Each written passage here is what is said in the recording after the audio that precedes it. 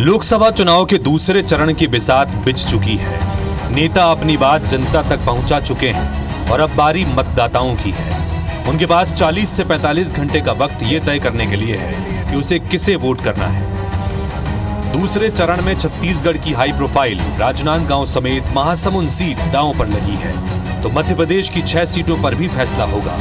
इसके साथ ही देश भर में 88 लोकसभा सीटों पर वोटिंग होगी, जहां दिग्गज नेताओं की किस्मत दांव पर लगी है। चलिए सबसे पहले ग्राफिक्स के जरिए आपको छत्तीसगढ़ के बारे में बताते हैं। छत्तीसगढ़ में दूसरे चरण के लिए 3 लोकसभा सीटों पर वोट डाले जाएंगे, जिनमें महासमुंद, कांकेर, राजनांदगांव लोकसभा सीट शामिल है।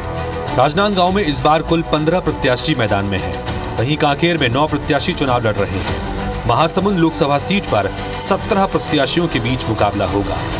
अब बात मध्य प्रदेश की। इस चरण में प्रदेश की 6 लोकसभा सीटों के लिए वोटिंग होगी, जिनमें दमोह, खजुराहो, सतना, रीवा, टीकमगढ़ और होशंगाबाद लोकसभा सीट शामिल है। टीकमगढ़ लोकसभा सीट पर 7 उम्मीदवार मैदान में हैं, तो खजुराहो सीट पर 14, होशंगाबाद में 12, दमोह में 16, रीवा में 14 और सतना में 19 प्रत्याशियों के बीच मुकाबला होगा। ये चरण देश के कई दिग्गज नेताओं के सियासी भविष्य का भी फैसला कर देगा।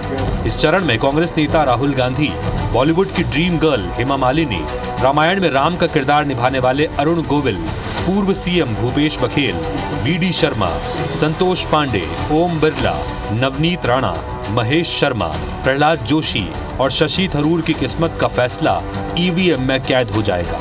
इस बार लोकसभा चुनाव 7 चरणों में हो रहे हैं। 26 अप्रैल को दूसरे चरण की वोटिंग है और नतीजा 4 जून को आएगा। Election desk, IBC 24। तो आपने देखा सबके नतीजे एक साथ आने, लेकिन हर एक चरण के लिए अलग अलग रणनीति, अलग अलग तरीके के एजेंडे हमको साफ नजर आ रहे हैं।